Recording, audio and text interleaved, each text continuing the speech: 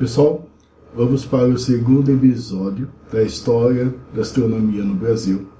Antes da vinheta, quero agradecer duas pessoas muito boas, duas pessoas muito inteligentes.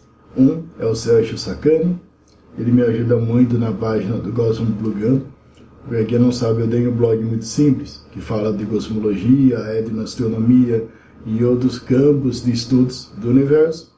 O endereço, se você quiser visitar, é esse, cosmoplugando.wordpress.com. E também o professor Francisco Martins, um cara que manja muito sobre o Brasil holandês. Quero mandar um abraço para esses dois caras que são maravilhosos. E quando precisar, estarei aqui.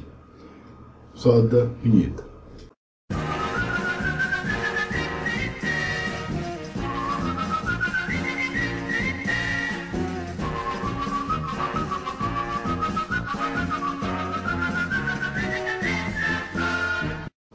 Pessoal, esse segundo episódio eu vou falar brevemente, para não ficar muito demorado, sobre os primeiros registros astronômicos no Brasil e uma pequena conversa sobre o Brasil holandês. Vamos lá.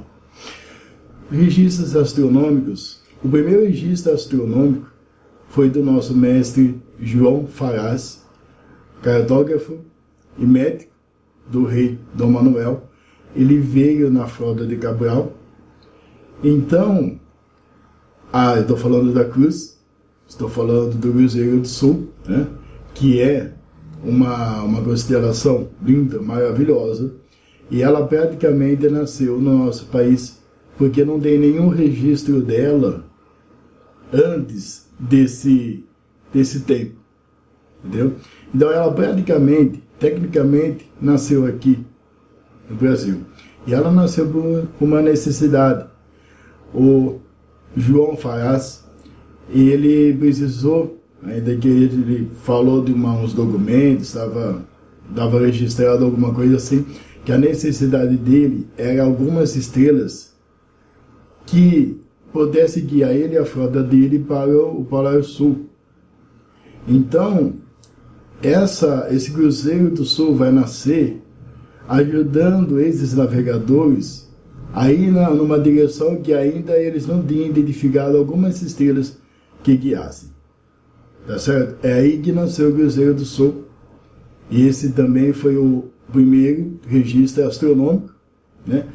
Ele foi feito logo depois de 2, 3 dias, acredito eu, depois da conquista do Brasil, né? E falando brevemente desse registro astronômico, que ainda também esqueci, o mestre João Farás, ele manda uma carta para Dom Manuel comentando sobre essa estrela. Vamos para agora 1624, as invasões holandesas no Brasil, que é até agora a segunda época que é falado, que é desenvolvido a astronomia no nosso país. Para você entender antes, vamos conversar um pouco sobre as invasões holandesas no nosso país.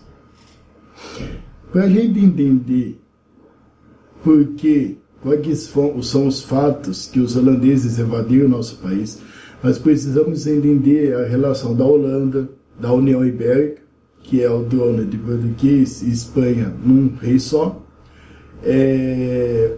a produção de açúcar no Brasil. A Holanda, ela estava lutando pela sua independência no século XVII. Então, ela estava contra a Espanha. Só que o rei de Portugal some, ele desaparece. E a única pessoa que podia assumir esse trono era o rei da Espanha também. Então, a União Ibérica é um rei sob no comando do trono português e o trono espanhol. Aí o que acontece? A Holanda, ela tinha um grande investimento com o Brasil. Ela era um país ativo nos Países Baixos. A Holanda era um país ativo nas negociações da produção do açúcar em Pernambuco.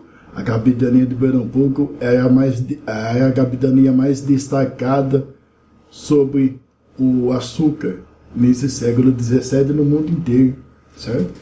Aí, Portugal, sendo governado pelo rei da Espanha, corta as relações com a Holanda e o Brasil. Isso fez o principal motivo para que os holandeses invadissem o Brasil. De 1624 a 1625, durou um ano a invasão contra a Bahia. Não deu muito certo. Os holandeses acharam melhor investir e invadir de Pernambuco. Invadiram e ficaram até 1654. E vem um conde aqui no nosso Brasil e ele vai governar de uma forma muito inteligente. Ele vai investir do seu próprio bolso para o desenvolvimento daquela cidade em si, do seu governo, né? Ele é um cara que vai trazer várias exclusividades, como o primeiro templo judaico da América Latina, o primeiro observatório astronômico da América Latina, as primeiras pontes instaladas no Recife, da América Latina. Então, esse conde, Maurício de Nassau, se ele veio por interesse político pessoal, se ele veio por interesse de outras áreas, que seja, ele ajudou a desenvolver muito a astronomia e as ciências aqui no Brasil, tá certo? Então, esse homem, muito intelectual, ele trouxe a sua comitiva. Entre eles estava o Charles McGrath, que é o nosso personagem, que eu vou falar no terceiro episódio, que é astrólogo, ele é naturalista, cartógrafo, um cara muito talentoso, e veio os demais pensadores, demais cientistas, artistas, para descrever melhor o nosso Brasil, tá certo? Ainda que nós temos a primeira descrição realista da nossa natureza no Brasil, onde que o William Piso, que é outra pessoa, outro intelectual que vai vir nessa frota do Maurício de Nassau, com o Charles McGrath, que é o nosso personagem, vai fazer uma das obras mais importantes do Brasil para a biologia, a medicina e também para a zoologia, que é a Historiae Naturalis Brasiliae, ou a História Natural do Brasil, 1648. Pessoal, então, para não alongar muito o assunto, em 1654, o conde Maurício de Nassau pede para voltar para a Holanda, estava com alguns probleminhas financeiros no Brasil holandês, e o Charles McGrath, ao invés de ir para a Holanda, que ele queria voltar à terra com seu amigo Conde, não deu certo.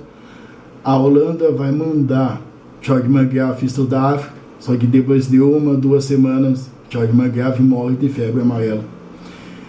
Então, a partir desse momento, os problemas só agravaram, só pioraram para os holandeses. Por quê? Porque o trono português, quer dizer, ele consegue um rei, o próprio rei do português, para comandar melhor Portugal, né? A União Ibérica não estava dando muito certo. E o que acontece? Eles começam a se unir com os lusos brasileiros, que também não gostavam muito dessa companhia das Índias Ocidentais, e eles começam a guerrear contra os holandeses para expulsar eles de uma vez só do nosso país.